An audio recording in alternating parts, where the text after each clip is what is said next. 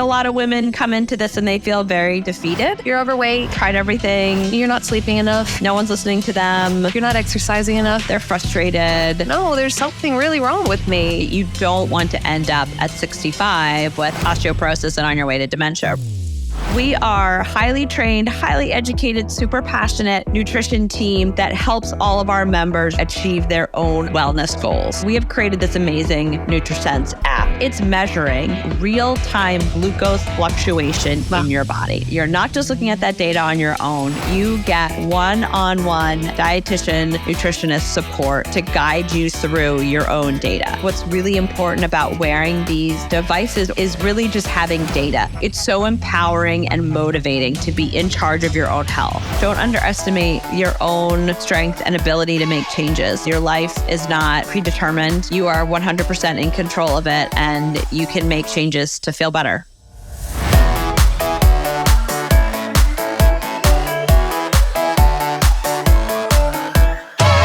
Hello, and welcome to this episode of Bellabeat Talks Wellness. I am your host, Melanie, the content director at Bellabeat. I'm here today with a very special guest, Catherine. She is an expert when it comes to nutrition and wellness technology. She's also an expert in a lot of other fields, but her CV is way too long for me to memorize and to read from. So Catherine, please, would you introduce yourself to our audience?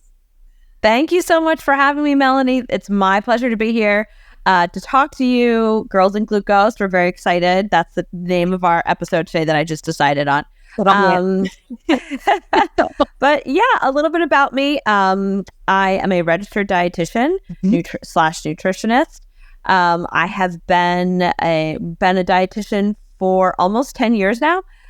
It's a second career for me. I used to work in finance. And when I realized that just 100% was not my passion, and really I didn't want to end up in that, end up in that field, I sort of felt like, oh gosh, I hope this isn't where it all ends. So anyway, exactly. So, it was funny. I instead of like opening up, this was back when we had actual newspapers. And when I would open up the newspaper, I like never looked at the business section. I only ever looked at like the food section or the science section. And I was always like curious about what's going on in the body and things like that. And then I was like, wait a minute, I can actually do this for a job. That's so cool. That's what So I went back to school, got my master's in nutrition education. I've worn a bunch of different hats as a dietitian. And my most recent one has been working at NutriSense. I've been here for about 3 years now. And it's been incredible. It's been so much fun to work at a healthcare tech wellness startup. It is one of the fastest growing. Exactly. It is so amazing to work with people that are so passionate in this space, that are like open-minded and like, let's try that and let's try that. It's so different than traditional healthcare, which I'm sure you guys understand and your audience understands. Absolutely. It's incredible. So I feel super lucky to be working for NutriSense, and I'm happy to be here to talk to you today. That's great. And what exactly is your role in NutriSense? What are you doing over there? Yeah, so I started out as one of the nutritionists, the dietitians that messages with our members, and now I'm a nutrition manager. So I do a lot of our podcasts and outreach, and like business to business stuff. So it's been exciting. Yeah, really awesome. Very cool. And so whenever it comes to NutriSense, you guys why don't you explain a little bit about the company and some of the background behind that as well? Because I've heard a little bit about it just from the continuous glucose monitoring systems, but I don't know a lot about it. So why don't you introduce our audience to that as well?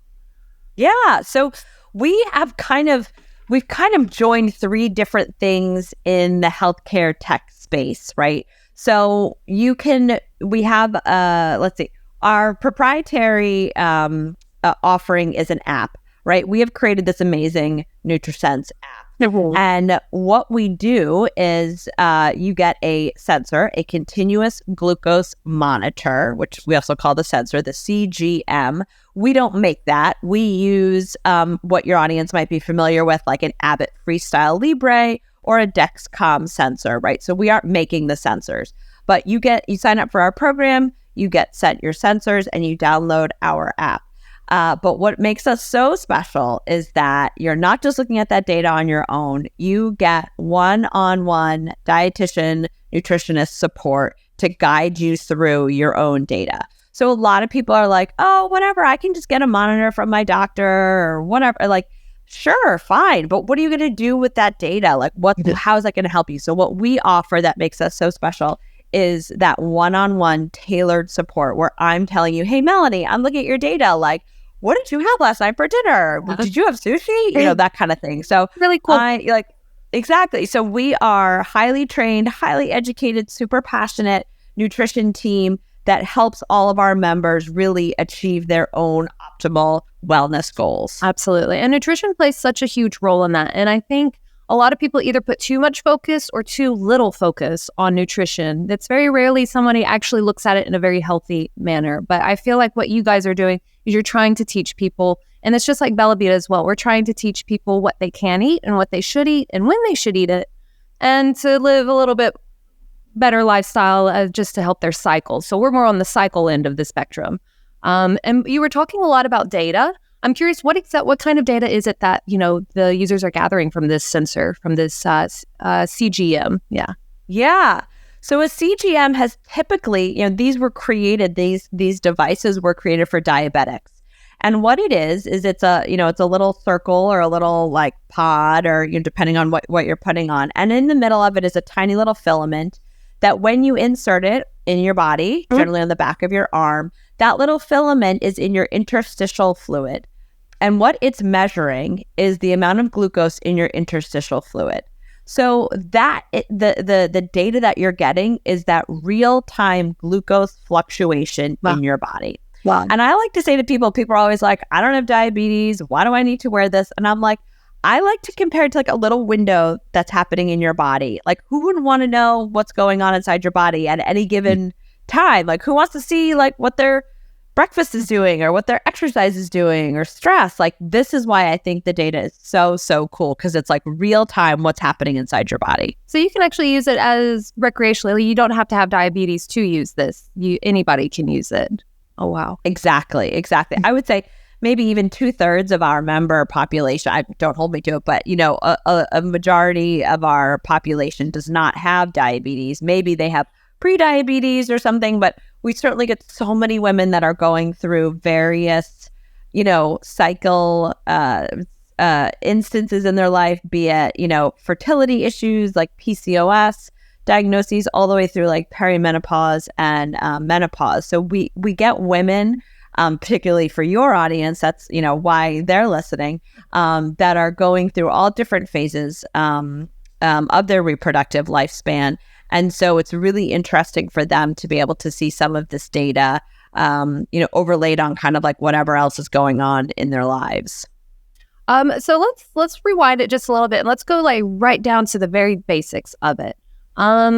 What exactly is glucose, and why should we care about it as women? I know I always see the glucose goddess. She's the most famous one. Let's be real. She's on Instagram. I think she's on TikTok, but she's always talking about it. And I'm always like, oh, I know glucose is important, but not right now, please. But why should people actually care about their glucose levels, even if they don't have diabetes? Yeah. Well, first I'll talk about the basics, because I think it's always really helpful to explain kind of like what's going on, right? We can all read the headlines, we can all read the Instagram or watch the reel or whatever, but it's like really helpful when you actually kind of put it, explain it in the most basic terms, right? So glucose is the most simple building block of a carbohydrate. So what happens is, say you drink a soda, God forbid, right? You drink a soda, and what you're doing is you're taking in sugar, and the body then breaks the sugar down into the most basic sort of smallest Lego bit of glucose. And the glucose then is digested and passes in, from your digestive system into your bloodstream and starts to float around in your bloodstream. That's what a CGM is then going to measure. Or like a finger stick. Some people are familiar with like a finger stick measuring the amount of glucose in your body at any given moment in time. So that's what's happening. Then your body is very smart, and the body says, oh my gosh, we've got glucose. How are we going to use it? So the body's like, I know what to do. I'm going to make insulin. So the body produces insulin. Okay. That's a hormone, which a lot of people are like, oh, I didn't know insulin was a hormone. Insulin is a hormone. So it's made in your pancreas. And the insulin acts, we like to compare it to a lock and key method. The insulin acts like a key that unlocks your cells and allows the glucose to enter into the cells. So when everything works really well and you're young and vibrant and like, woo, everything's working great, like the system's running smoothly. Right. And so you take in some carbohydrate, you break it down. The body's like, I got you. I got the insulin. No worries. The cells are like, come on in. It's a party. And then you move around and everything's great. Unfortunately, it doesn't always end up that way. And over time, the system gets gunked up. And or sometimes you can be genetically predisposed to certain things that can make it more difficult for your body to handle a glucose load and to be as insulin sensitive as other people. So basically the key doesn't unlock the cells as well in your body as it does for someone else's The key's body. a little rusty at that point, in a sense. Key's a little rusty. The cells like not coming in right now, not opening the door. Hey, not today. It's a mental Not today. Today. I'm sorry. Like, please. Right. I'm tired. Go away. Come back tomorrow. Right. Like, so, but how would you know that? How would you have any idea? You have no idea. And that's where these CGMs come in. Or Right, exactly. EMGs, I'm sorry. Is it? No, CGM, continuous glucose monitor. Yep. Yep. You could just call it the sensor. The sensor, sometimes yeah. easy to call it I a don't know. sensor. There's something about CGM just sounds so like fancy. I don't know. But it's a very interesting piece of technology. And it's very interesting that people who don't have diabetes can actually, benefit from it. And glucose is just the way you explained it just now is really beautiful and really lovely. And it really makes sense to me. I could visualize it. So thank you for that. Right. Now I can say I know a little bit more about glucose. Maybe one of those books I don't have to read that I have.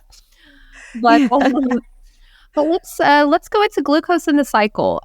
So I've spent a long time at Bellabeat. I've been here for about 4 years, and I have done nothing but research and read and just live, laugh, love in sync with my cycle. I know all about like the, working out with your cycle. We know about the meditations and how meditation can actually help your cycle in certain phases whenever there's like a mental block or, anxiety. And also whenever it comes to nutrition. Nutrition is huge in the cycle. So what about glucose? Where does that play within the cycle? Yeah, I think, it's super interesting. I love that you guys are doing this and that you've created this company where, again, it's like it's really tailored to women and optimizing their health, right? Like there's so many women that are talking about menopause now. There's so many women that are just talking about hormones in general. Whereas like maybe you talked about PMS like a little bit, like with your girlfriends and you're like, I'm so PMSing, Yeah. But now there's like actual research, thank goodness, or there should be more, right? I'm sure both of us can agree that like there should be more research. And I think that unfortunately women have gotten a little bit of a short shrift when it comes to the real scientific research and the money behind it. We look even back at the debacle of the Women's Health Study, and all the hormone therapy stuff that kind of went after that. And the lack of hard evidence that women need to help support their health, right? So, and again, you and I can look at all the different kinds of studies and say like, well, this impacts that and that impacts that. But what we know from anecdotal with your members and our members is that what you eat matters in terms of your cycle, how stressed out you are, how much you are working out and exercising and taking care of your body. All of that matters depending on where you are in your cycle, right? Because it's about hormones. So like I said, you're talking about hormones in terms of stress and cortisol levels, and we're looking at hormones when we're looking at insulin, right? Like I said, insulin is a hormone and it is very closely linked to estrogen, right? So estrogen helps increase our insulin sensitivity. So when we're on that phase of our cycle where we have higher levels of estrogen, Right. we are more sensitive to insulin. And so the system kind of works a little bit better, that like first part of your cycle. The second part of your cycle, I think everyone kind of knows, estrogen levels drop, the whole thing. Your audience knows the whole thing. And I think Right. And that's when you can find higher glucose levels. A lot of women are like surprised. Like so when you wear a CGM, the life of the sensor is depending on the sensor, it can be anywhere from 10 to 14 days. Okay. So over the course of the month or a menstrual cycle, you can really see baseline, like where is your glucose? And a lot of women will say, I eat really kind of the same stuff every day throughout the month. Like, why all of a sudden is my glucose so different? And I'm like, well, where are you in your cycle? And they're like, well, I'm about to get my period. I'm like, well, there you go. Like, and it's really interesting, especially if women don't necessarily even have a regular cycle. They can start to see, again, like I know you guys have probably looked at like basal body temperature, things like that you can kind of track these other markers that your body is showing you that you just don't even quite know to look for. Yeah, exactly. Yeah. No, that's cool. That's really cool. So take me through, let's go through like a kind of a meal plan, if you don't mind. Like, so I'm on my period. Let's start with PMS, because nobody cares about period anymore. Everyone is super into PMS and how to make it easier. I know I'm always after that. But I'm entering my luteal phase, and what's the type of diet that, you would recommend that I have during that luteal phase leading up to PMS, leading up to the menstrual cycle? Just to give a little example.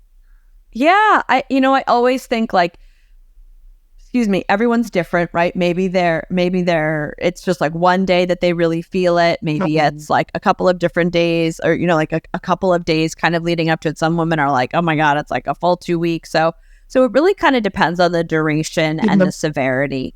But, again, we're not about like anti-carb or anything like that during any type of your cycle. Right. But it's just more leaning into those carbohydrates, like not, listening to your body. Perhaps you are craving carbohydrates, and that's completely fine, right? But you want to make sure that you're doing it in the most optimal way for you. So what you could be, again, kind of in any part of your cycle, but really in that phase where you're craving it, we don't want to necessarily be like anti-carb, 25 grams a day, that's it.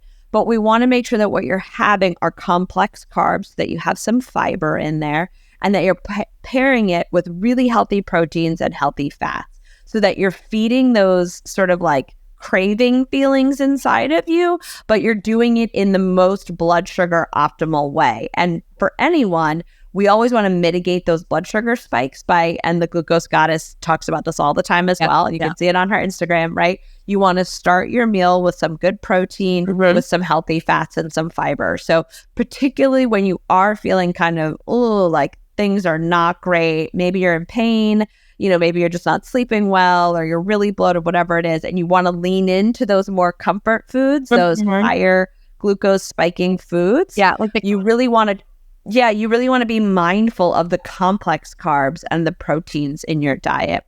Also, what's super interesting for women is that energy levels. And what you can see in your glucose data is like if you were to have that sugary soda or the candy or whatever it is that you might be craving, or like the full sleeve of Pringles, or, a full sleeve of Oreos, whatever it is, you will see. I mean, listen, we've all been there. We've all done that. We've all done it. No one's denying that you've never done that. I'm not talking about myself. I'm talking about someone else that did that. It's not me. Yeah. But what you'll see, which is so interesting, is that, your glucose will spike up from it, and then you will crash down, and you frankly will have what we call a reactive hypoglycemia. And your body basically senses that all this glucose is coming in, and it overcompensates. Like, we're also type A, right? The body's like, I got it. And it pumps out too much insulin, and it pulls you back down even below where you started. And that's when we have those feelings of like fatigue, brain fog, like sometimes even people feel like nauseous or like uncomfortable, and then they eat again, and they're like, okay, well, now I'm gonna have another snack, and I feel so gross and yucky. So we really want to even those spikes out in your day, particularly around those times when you are having those cravings, so that you have more sustained energy levels. So if you're craving it, like really lean into it, but lean into it in a healthy way, and try to be just mindful of what it is that you're eating, and don't lean into the McDonald's and Oreos, which I always do. It's my sin, but that's okay. It's the cross I carry. But just to lean into something a little bit healthier, that's great.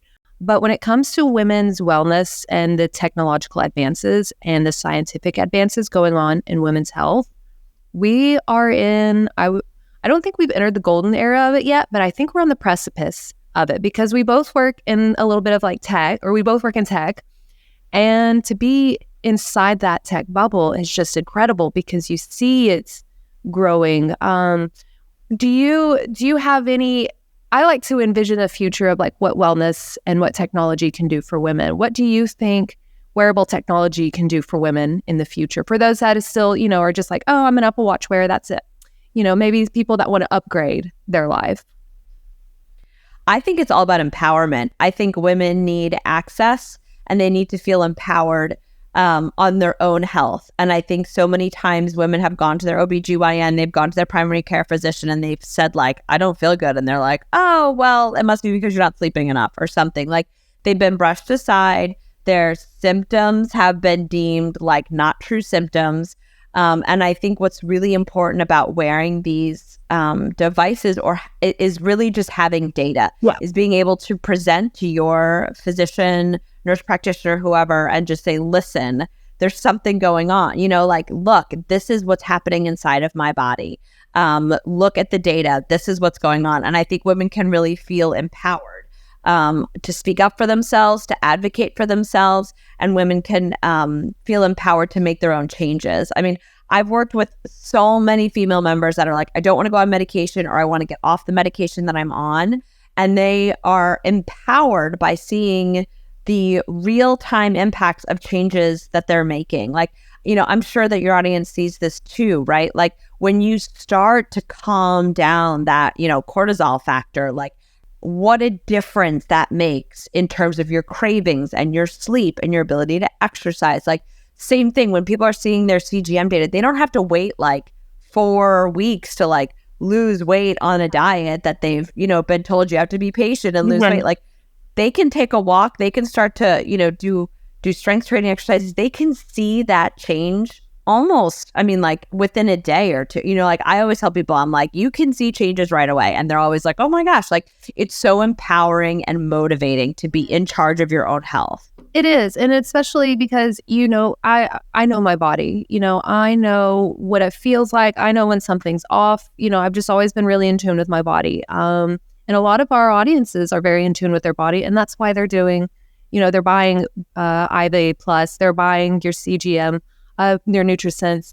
And that's why women are taking power into their own hands over their body, because, we've just been shunned the whole time. Like, just, oh, you're overweight, you're not sleeping enough, you're not exercising enough. And it's like, no, there's something really wrong with me, and right. It's really empowering to, for years, it's a little off topic, but for years I told my OBGYNs, I was like, I think I have like something wrong with me, like something's wrong with my cycle. Turns out after 10 years of complaining about it, I was diagnosed with endometriosis. The whole time I knew there was something going on there.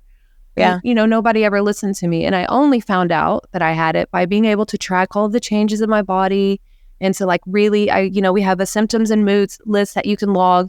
So for months, I just collected all of this data, and then I presented it to my doctor and I said, see, something is wrong here. And she said, you're right. Something is very wrong. Let's look inside. And so, yeah. It's empowering, because at that moment I said, I knew I'm not crazy. And just to have technology be able to tell us that, right, like, you are feeling something different. Look, here's the data, here's the results. Right. It's right. so empowering.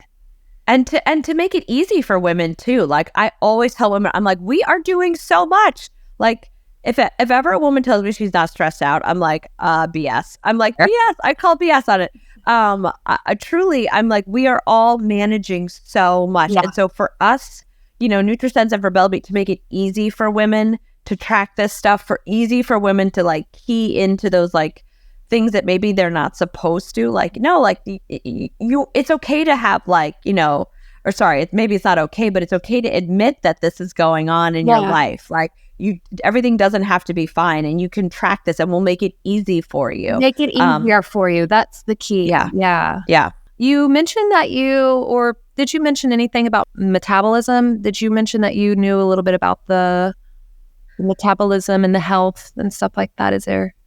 Yeah, we can talk about that. So we talk about metabolism, but I don't really subscribe to the philosophy of you can dial up or dial down your metabolism, right? Like, I think a lot of women think like, oh, when I'm pregnant, I have a faster metabolism. It's actually not really true.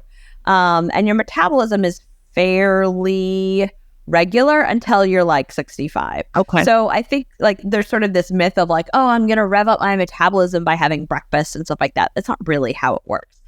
But what we talk a lot about at NutriSense is metabolic flexibility.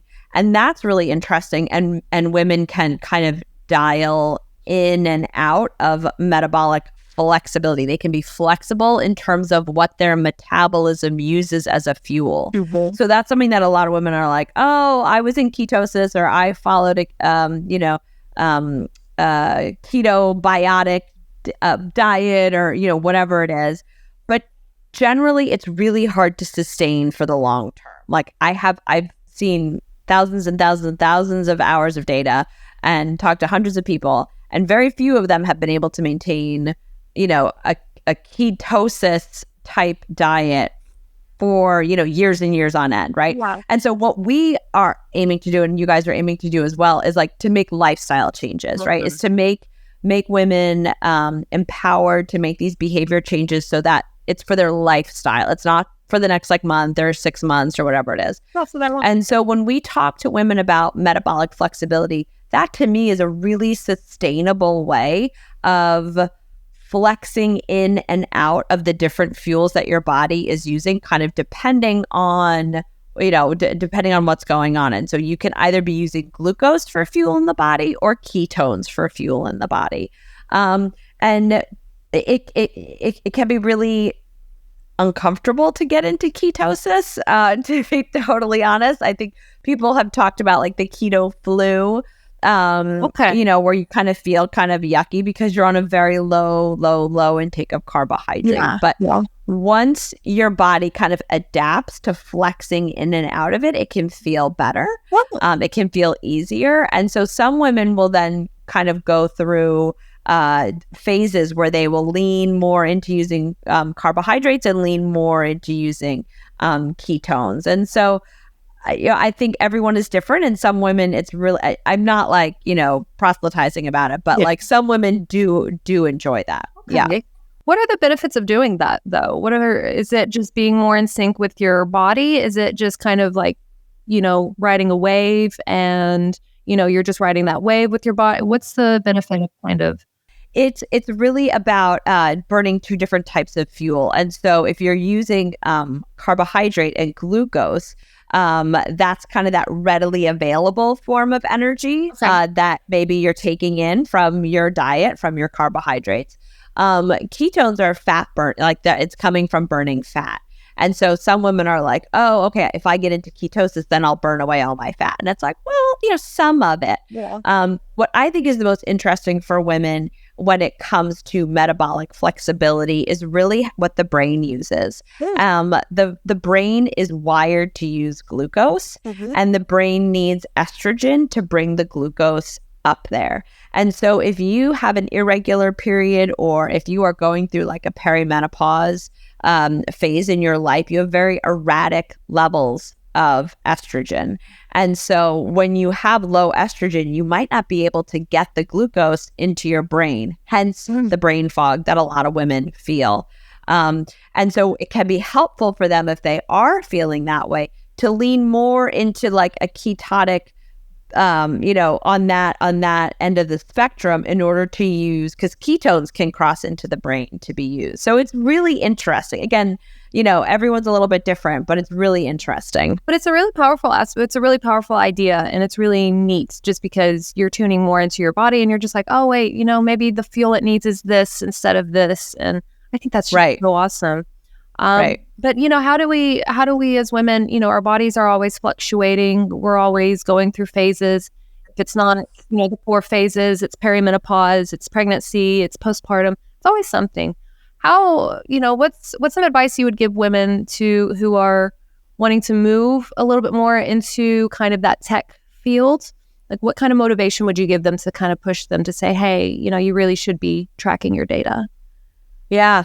I always say, healthcare is wonderful and people should take advantage of the things that they have offered. But generally, you just get your lab work done like once a year, and it's like a moment in time. I always say, maybe your physician has told you like, you're fine, everything's great. But that's like a Tuesday in January. It could be so different on Wednesday, and every other week. Yeah. Right. Exactly. And you're not really getting a good idea of those trends, which I know you guys talk about too, right? So it's not just about the one moment in time. It's about the trends and how are you trending over time.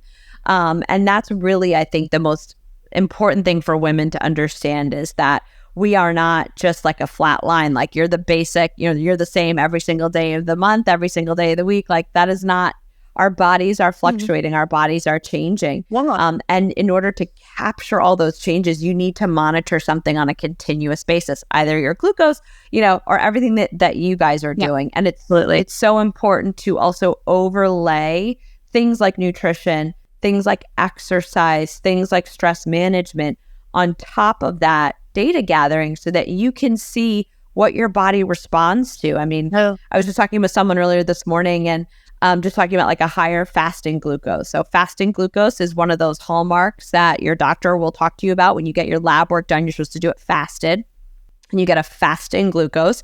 And that's one of the markers for prediabetes diagnosis or a diabetes diagnosis. So people are generally aware of that and people say, oh, my fasting glucose is fine. Okay. Well, sometimes you could be in a higher level and it's like, what levers can you pull to bring those markers down? And so it's different for everyone. It could be stress. It could be exercise. It could be, your nutrition. And that kind of stuff is really also what should drive women towards wearing these kinds of things, is that it's not just one factor, one factor that's influencing their health. There's so many different factors and you need to figure out what works for you. Absolutely. I mean, we really should be going to the doctor every month on like a general basis just to be able to track those changes. So thank God for the technology that we have to be able to do that, because I couldn't afford to go to the doctor every month, So, right. Enough for me, but And it's really about preventative care. I mean, that's sort of like the big issue about women kind of taking control of their health at a younger age, right? You don't want to end up at 65 with osteoporosis and on your way to dementia, right? Like, I think a lot of women, it's wonderful that we talk about like physical health, but a lot of times like mental health and brain health is super important. And we can do things to help that early on in life. And so much of these chronic diseases start when you're younger. I mean, no one really wants to talk about it, but like it does, right? True. Yeah. It starts like osteoporosis. Yeah, exactly. All of that stuff starts when you're in like your 20s and 30s, like, so you really need to make sure that you're using these devices so that you are preventing your risk of chronic, a large risk for chronic disease later on in life. And heart disease is still like the number one killer for women. Yep.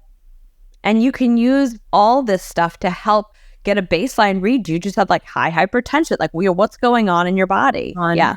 And to be able to see that data and say, this is what it is. Yep. That's it. So, and to be able to fix it immediately, so I think that's really cool. Totally. If you had to give 3 pieces of advice to women, some 3 do's and 3 don'ts when it comes to the glucose.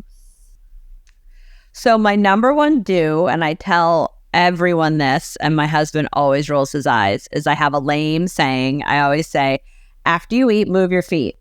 And so it's, I know. So he'll like get up and walk around. He's like, I'm moving my feet. I'm like, I know. Like, congrats, babe. Okay, I get it. Yeah. But like, I mean, when you look at little kids, when you look at your children or nieces, nephews, or anything like that, like they eat and then they're like, bang, they're like out the door, like running around, like, let's go, So after you eat, move your feet. That is one of my biggest things. And you look at cultures around the world, and they are not nearly as sedentary, as the sort of the standard American routine, right? Like they are biking and cycling to and from work, or they are like walking to a restaurant and walking home, or something like that. Yeah. So for sure, it's those little bouts of small movement throughout your day, particularly after a meal. Let's see. Another one is fiber. Okay. It's like super not exciting. Like, oh, fiber. We're going again. Oh my God. Yes. But fiber is so important, not just for glucose control. I mean, it's really wonderful for keeping your glucose in check. But in particular for women, if we have a regular bowel movement, that is also how we shed excess estrogen. So we need it for hormone regulation as well. Like, the body needs to rid itself of things. Okay. Yeah. And if you are not regularly ridding yourself of things, like, that's a problem. So, we deal with women with estrogen dominance and things like that. And a lot of it is mitigating, like, sort of some of those factors in terms of taking in exogenous estrogens from, like, environment and everything like that. But also you have to help your body shed your hormones, and then obviously everything else. So regular bowel movements through like lots of fiber is super important. Very good. Very good. And Oh my gosh, another one. You know what I would say? I would say something that I've seen in the data that is super like not scientific, but something that I talk to a lot of people about is eating with other people.